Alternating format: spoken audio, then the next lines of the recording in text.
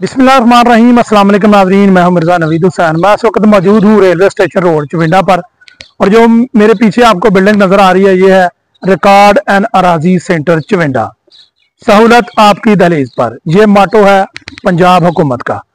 तो यहाँ पर आप चविंडा और उसके गिद्दोनवा से जिस दोस्त को भी अपनी ज़मीन के मतलब को डॉक्यूमेंट चाहिए, वो यहाँ से आके इजीली हासिल कर सकता है। कोई टाइम नहीं लगता, यहाँ पर कोई रश नहीं होता।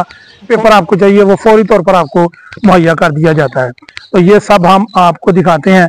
आइए हमारे साथ आपको record and Araji centre Chavinda का विजिट करवाते हैं।